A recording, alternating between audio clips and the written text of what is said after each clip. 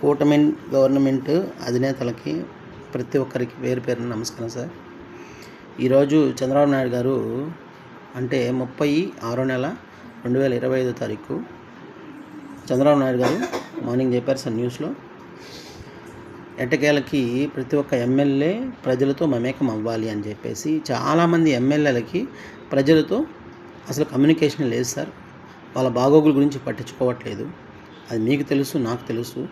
మరి అటువంటిప్పుడు ఏం చేయాలి అని అంటే, మీరు ప్రతి నియోజకవర్గంలో 175 నియోజకవర్గాలలో మీరు ఏదో ఒక సభని లేదా కార్యక్రమాన్ని ఏర్పాటు చేసి ఆ ఏర్పాటుకి మీలో ఒకరు పెద్దల్ని పంపించి, అర్థమవుతుందా, రామానాయుడు గారు లాంటి వాళ్ళని. ఎందుకంటే అటువంటి నాయకులు కావాలి ప్రతి ఒక్క నియోజకవర్గానికి. రామానాయుడు లాంటి వాళ్ళు కావాలి. Nimmala Ramanaidu sir excellent. ఆయన చూస్తుంటే నిజంగా అంత బాగా అనిపిస్తుంది. అటువంటి నాయకుడు కావాలి సార్. అటువంటి వాళ్ళని పంపించండి, ప్రతి ఒక్కరికి న్యాయం చేయండి. అప్పుడు ఓటమి మీకు ఎందుకు వస్తుంది సార్? ఓటమి వస్తుందా? కల్లో కూడా రాదు.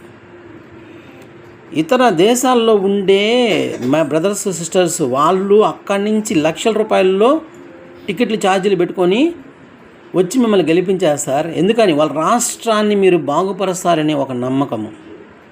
ఆ నమ్మకాన్ని మీరు గెలిపించాలి అని అంటే ఖచ్చితంగా గవర్నమెంట్లో కొన్ని అవకతవకలు మారాలి సార్. కొన్ని లక్షల కోట్లు పోతున్నాయి సార్ అవకతవకల వల్ల. నేను చెప్తున్నాను, కొన్ని లక్షల కోట్లు. మీరు కావాలంటే వెళ్ళి చూడండి, అర్థమవుతుందా? రిజిస్ట్రేషన్ ఆఫీసులో కొన్ని లక్షల కోట్లు ఒక రోజుకి ఎన్ని లక్షల కోట్లు ట్రాన్స్ఫర్ అవుతుందో ఒకసారి చూడండి. వాటిని మీరు కంట్రోల్ చేయగలిగితే ఎంత డబ్బు సార్, ఒక గవర్నమెంట్కి ఎంత డబ్బు వస్తుంది సార్? మీరు ఆలోచించండి సార్. అక్కడ బ్రోకర్స్ బతుకుతున్నారు సార్. ఒక్కొక్క బ్రోకర్కి కొన్ని లక్షల కోట్లు ఉన్నాయి డబ్బులు. మీకు తెలుసా?